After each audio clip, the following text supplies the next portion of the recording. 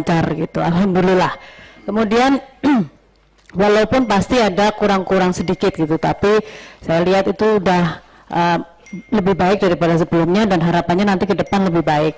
Tapi pastinya ada kekurangan-kekurangan, umpamanya yang tidak terlalu menggemparkan semuanya, hanya satu di titik yang macetnya Merak Bakahuni Pak. Itu macet di situ, ke depan pastinya harus ada solusi. Kemudian Cipali juga lancar, saya lihat walaupun ada sedikit-sedikit, tapi Cipali Pejagan itu lancar ya Pak Hedi dan Pak Basuki.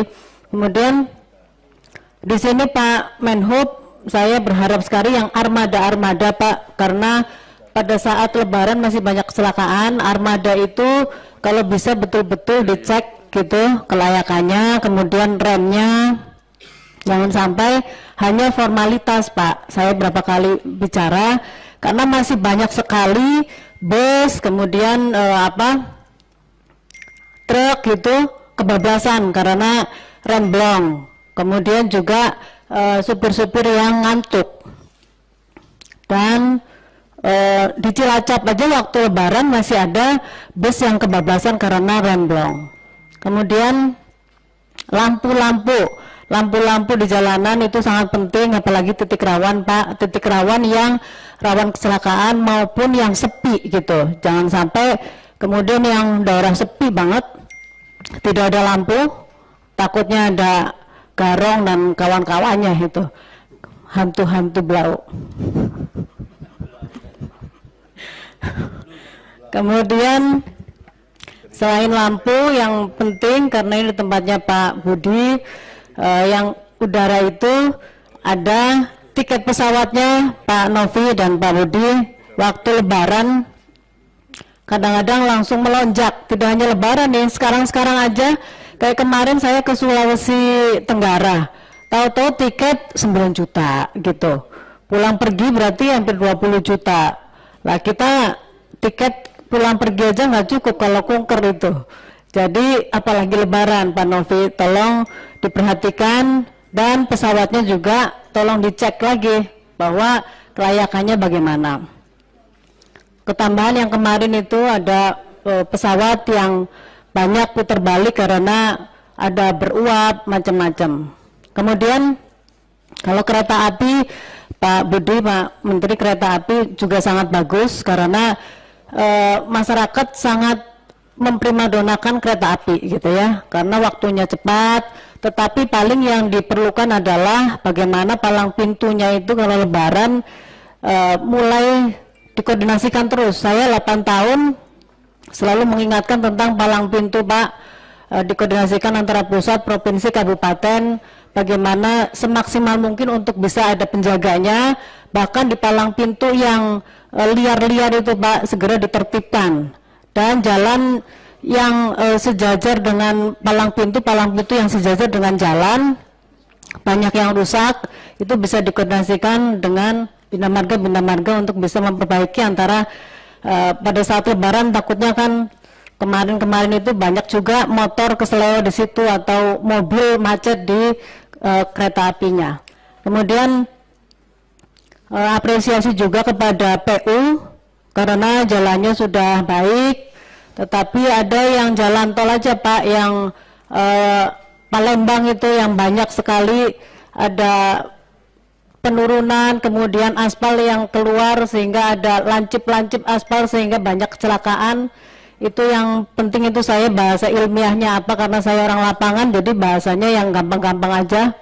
Jadi berhubung di sini ada Pak Budi HK, kemudian Jasa Marga, tadi saya lihat ada beberapa, jadi nitip di jalan tol, baik tidak hanya di Jawa tetapi di luar Jawa juga dalam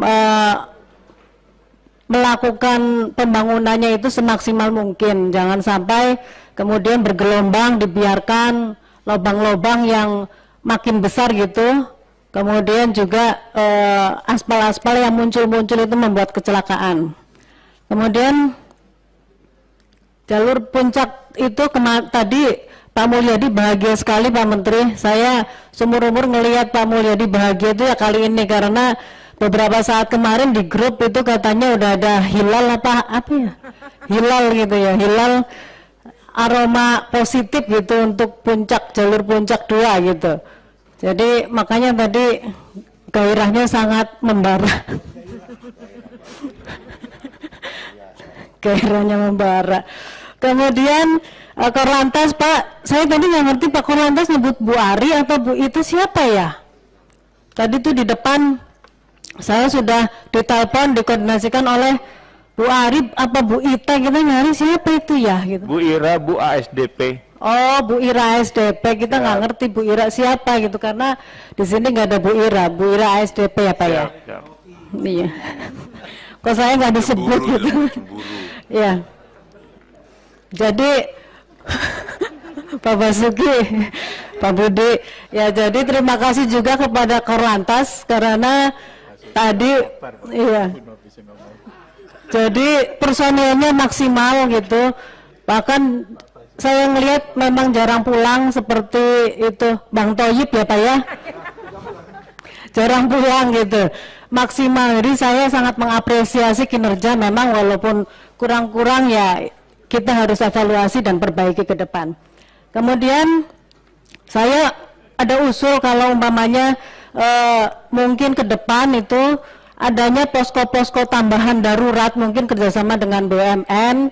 Kemudian juga karena tadi ada kecelakaan yang banyak, itu coba kerjasama dengan perusahaan-perusahaan otomotif mungkin membuat bengkel-bengkel portable di beberapa titik sehingga pada saat kecelakaan itu nggak bingung masyarakat, apalagi kalau jamnya itu malam bingung bisa-bisa nginep di jalan, itu kan kasihan Pak. Ini sih hanya ide.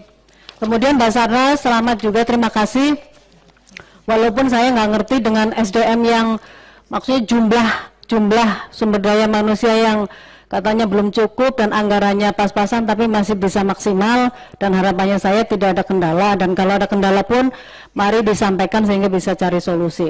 BMKG juga tadi prediksi dan perkiraan, ya harapannya prediksi perkiraan itu bisa mendekati kepastian Pak, karena semuanya didasari dengan data-data yang akurat, dan itu BMKG bisa menjadi salah satu acuan kita untuk bisa terbang atau pergi gitu. Jadi ini adalah salah satu alat yang memang menjadi pegangan untuk kita.